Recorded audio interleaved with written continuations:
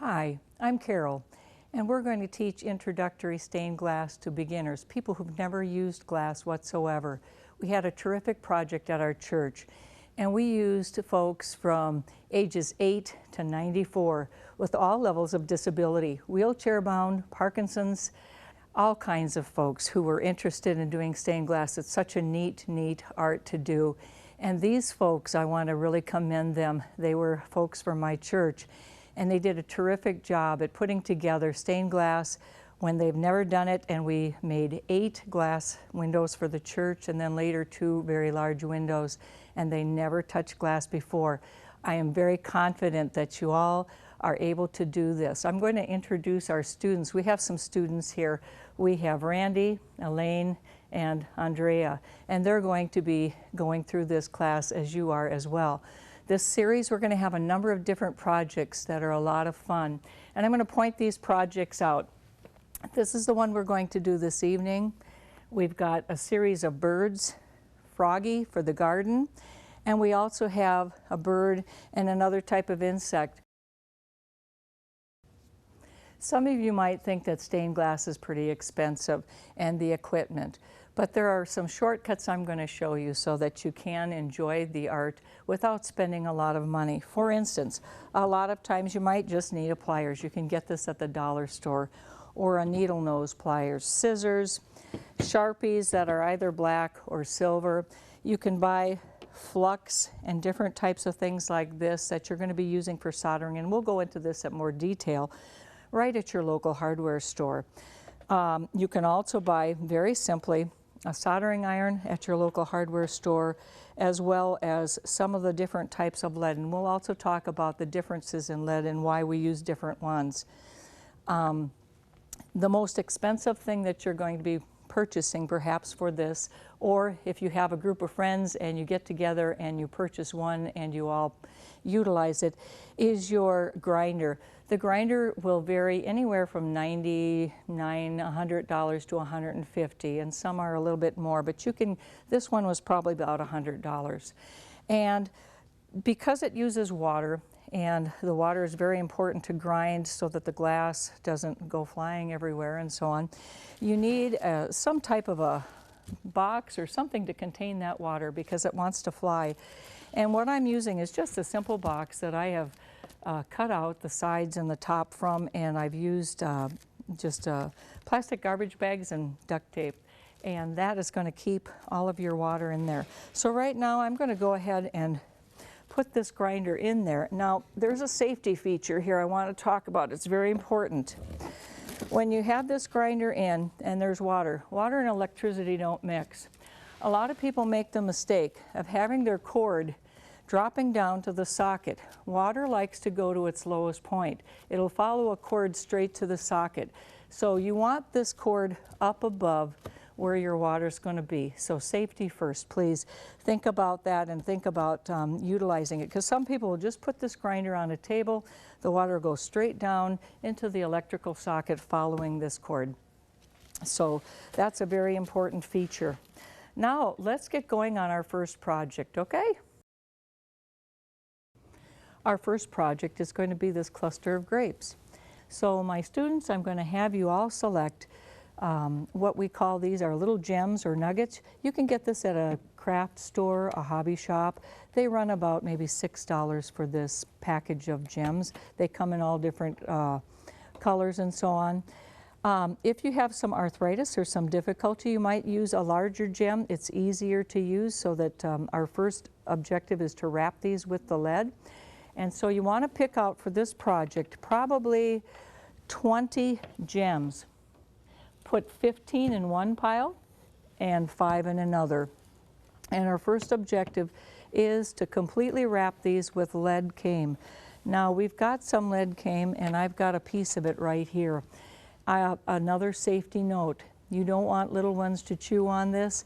When you're working with lead and it gets on your hands, it's very important to wash your hands. I would highly recommend that when you're working with lead that you do not smoke, you don't eat, you do not drink while you're playing with this, so to speak, because you do not want to transfer this lead to your mouth. So as soon as you get done with this project, you do want to wash your hands. You can use gloves, but very important that this is lead and can cause some injuries for people.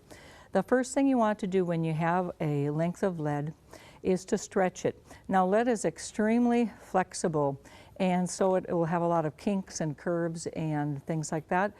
And it's also extremely soft. So the first thing you want to do is to try to stretch it. It helps to have, instead of just myself, another person at the other end, but you're pulling it and stretching it out. The reason you're doing this is to get rid of the kinks and curls, but also the molecules. If you'll notice now, it's extremely less flexible than it was. It's extremely stiffer and much more capable of being utilized. Now you also notice my hand, and you notice the lead that's on that hand, and this is what I'm talking about. You do not want to ingest this. So again, a safety note. So once you've got that stretched out, and that includes all of our folks here learning, I want you to stretch that out. And when you get done with that stretching, you want to place your gem into the channel. This is called hobby cane. It's got a nice channel in there, and it is for just covering the outside of your glass or project. So you're going to run that all the way around, and you come to the end point. You do not want to overlap your lead, and you hopefully don't want it too short. You're going to use your needle nose pliers, and there's an area here that has a way to clip that.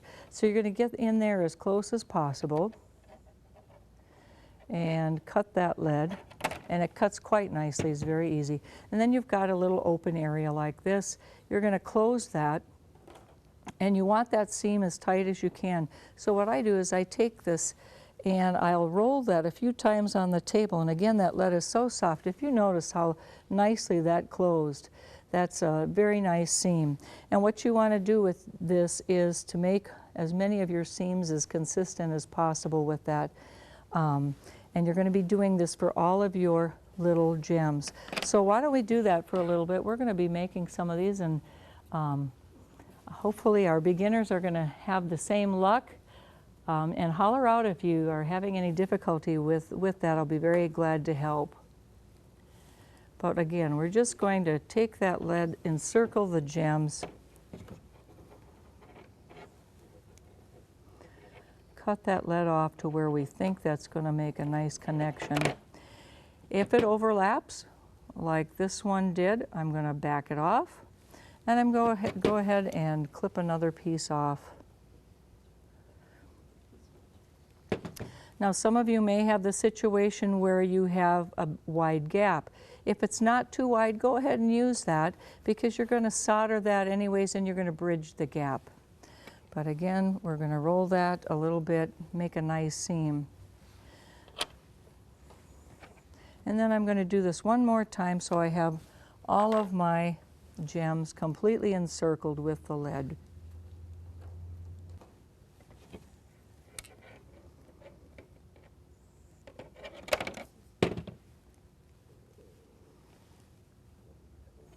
Okay, now our next step. Now I've got this done, and we're going to move on to the next step. So I'm going to put this aside. Andrea, I'm going to talk a little bit now about the different kind of stained glass. I've got some very colorful, I don't know if you can see, it's called cathedral glass because it's translucent. It doesn't have wispy streaks. It is just a solid transparent color. And if you'll notice, there's a roll to it. It's called water glass. And you'll notice that one side is flat and the other side has that texture on it. And that's important to know, and we'll talk about that a little bit later. And then I just want to show you this green piece too. It's very, very similar. It's got the flat side and then the watery roll. Now the first thing for a beginner oftentimes is not to start with your stained glass. It's a little bit thicker and it's a little bit more difficult to cut than your regular glass. So a lot of times I'll say, just go get a piece of glass from somewhere, even a picture frame if you want to sacrifice the glass, and it's easier to start cutting. Now I'm going to start by demonstrating cutting, and you're going to use what's called, this is called a pistol grip, and it's a glass cutter. I like using this, but there are other different types of glass cutters that you can use. The pistol grips, if you'll notice, have an interior cavity that you are going to be filling with glass cutter oil, and this oil is going to facilitate the cut, and as you're pressing down and making that cut, the oil actually comes out. Now, glass likes to be cut from edge to edge. You never start cutting glass in the middle of your project. It doesn't work. Glass wants to go, if you ever notice a windshield crack, it likes to follow a certain pattern. So we like to go from edge to edge. And I want everyone to listen very closely to this sound. I'm going to start at the edge.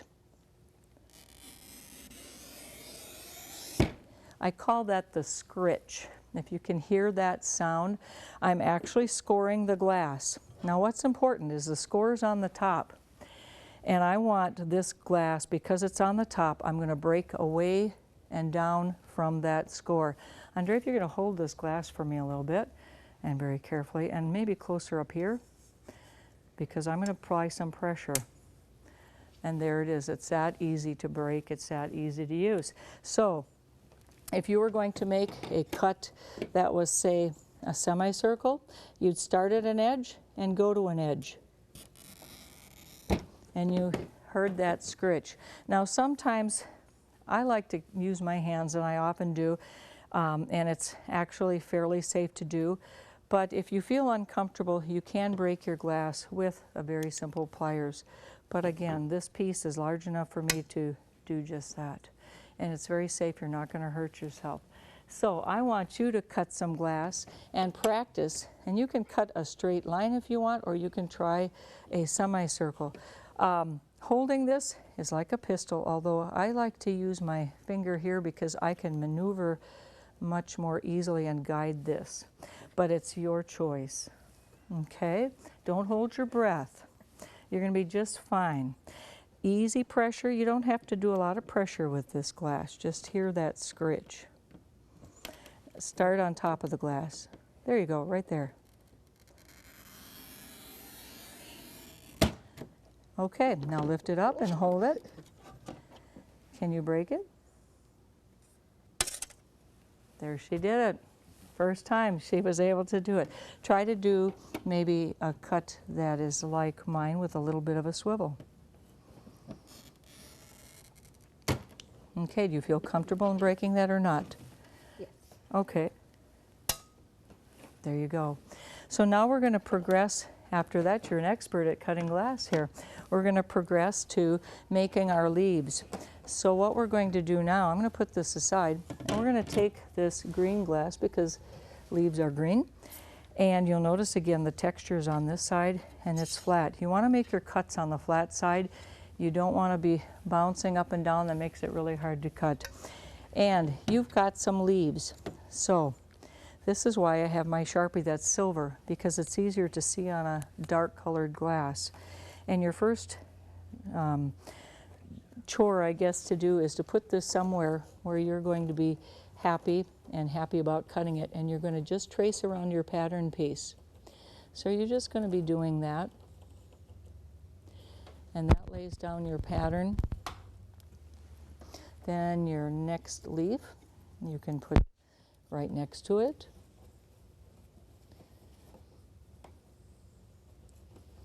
And again, you're tracing around your pattern. Now, you're wondering, how do I get that out of that piece of glass? Think about it. We're going to go from edge to edge, and I'm going to want the rest of this glass. I'm going to be conservative with my glass, but I want to first cut these two out. So what I'm going to do is go ahead and make an arc around both of these. And would you, takes a little more pressure. There you go. You notice how that's a lot heavier and more difficult to cut. Okay, then we've got these two separate from the rest of the glass, but now I'm going to do another cut. And I'm going to separate these once again. Now the real cutting begins. Okay? And what I want you to do is you're going to follow this line from edge to edge. You're only going to cut that edge out. Then you're going to cut that edge out. Then you're going to cut that edge out of the leaf, and that, and that. So actually you're going to do several cuts. Stay to the outside of your silver line, because more is better as a beginner, because then we're going to grind these pieces. So go ahead and cut that larger leaf out. See how you can do with that. Okay, great. Good. And don't worry if you're going, gosh, I just didn't quite get it. Don't worry about that. We're going to take that, and this is the time we're going to be using our pliers, because it's actually pretty small. We're going to put that pliers nose right up to the score line, and away we go. And she's going to do another cut right there.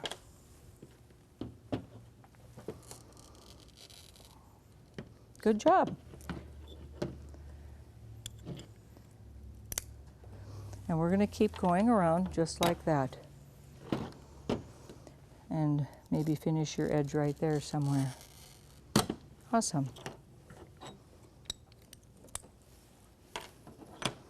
And you're going to do another cut from edge to edge.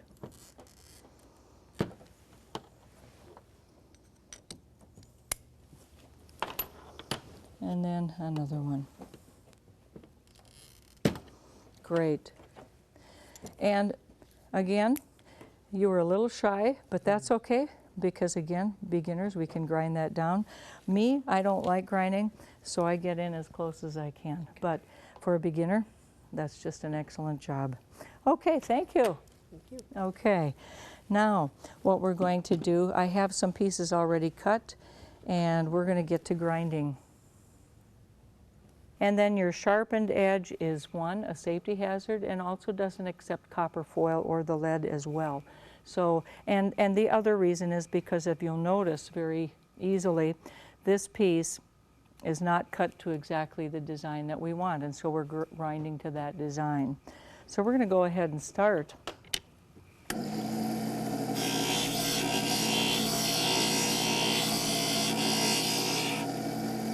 Again, I want you to know, when you're working with this piece and you're working with this grinder, it is not something that hurts you. You can put your finger right up to it, and again, it's not going to be damaging to you.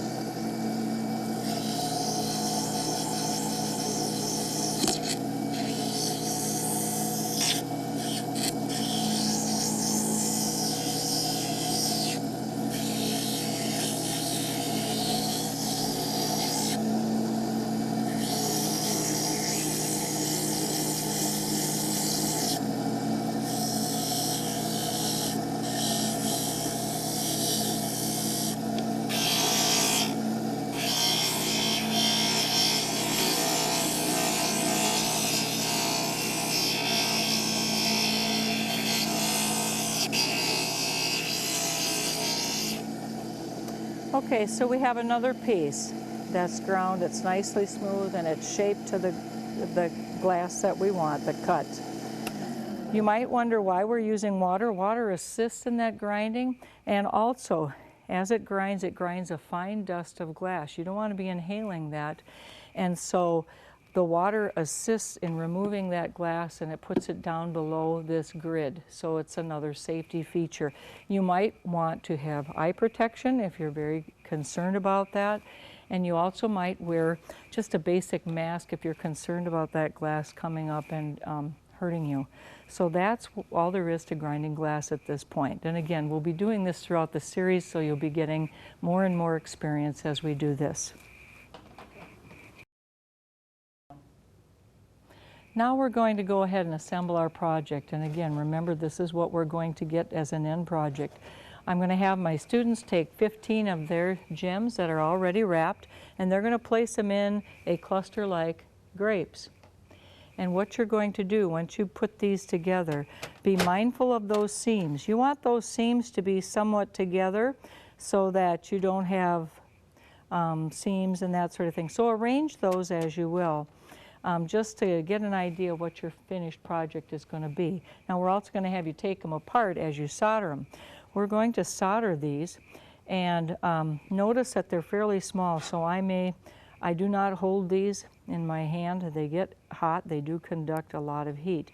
But your first project is to go ahead and solder your seams. You have these seams, and we're going to solder those. We're going to use flux. There are different types of flux: gel flux, water-based flux. This is lead-free flux. The flux helps with the solder and melting that solder. And I'm going to see how well I do with this. I'm going to place that piece right underneath my soldering iron, and that solder is going to, hopefully, there we go, it's going to bead up and melt the solder.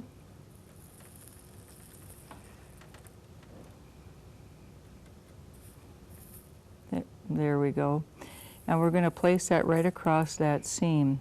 And if you'll notice how nicely that just melted across that seam, and that's going to close up your grape cluster there. And we're going to do this. So class, that's what I want you to do next, is to take each one of your little gems and put a little flux right on that area. And Randy, you might want to get the gel flux for everybody so that you can share that. And you probably need some Q-tips. Again, you don't need to have any fancy brushes or anything like that. You can use a Q-tip. So what we're going to do is, once again, apply this flux right over that seam, and then we're going to just drop some of that solder right on that seam.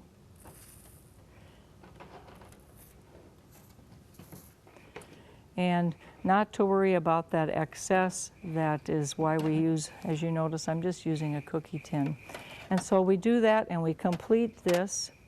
And once you get all of those seams done, and you have a nice seam like that, then you put all of your grapes together. Then what you're going to do with this solder is tack the grapes together. Just in the same fashion, you're going to apply flux right where you want that particular grape to be tacked, and then you're going to lay the solder right there so you have a solid piece of these little gems put together. And I'm going to demonstrate that very quickly by placing the 5 grapes that I have right here, and I'm going to go ahead and tack that very quickly by adding flux.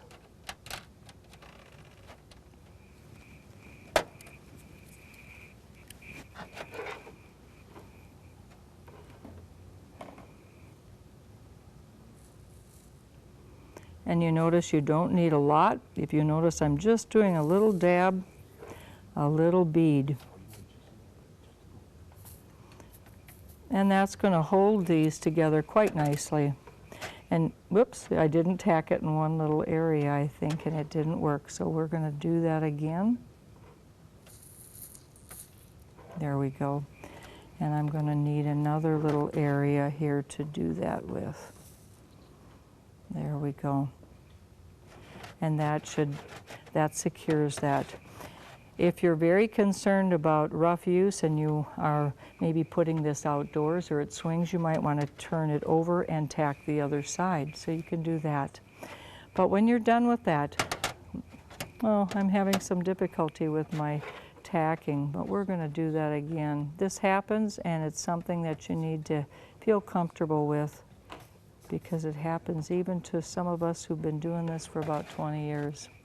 Okay, next what you're going to do, class, is once you get this all put together, and Randy's helping, we're going to put this as a 3D effect. We're going to put these right on the top, and we're going to tack this whole piece together.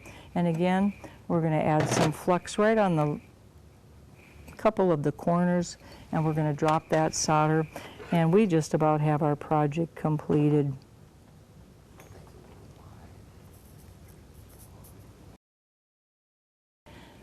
Now we're going to make a quick hanger, and I've just cut a piece of wire, and we're going to thread that through, and this works quite nicely. I've got Randy's going to be my C-clamp, and this is kind of a nice little device. It costs about $4 or $5, and it's basically a twisting device. You pull a little bit on the back, and then I just rotate this, and what it does is, you can see this, is it makes just a really nice coil of wire. And then what we do to release this is we go ahead and cut that at this end, And then we're going to go ahead and cut it at the other end so that we have nice even pieces. And then you can make this any shape you want. You can make just a little, like a candy cane, and so on. And again, what you're going to do is put this candy cane in the back, and you're going to solder it again so that you have a nice hanger. So it's going to work really nicely. So that's your project for this evening, and I hope you all enjoyed. You might want to take a look at what our beginners have been doing with their projects very quickly.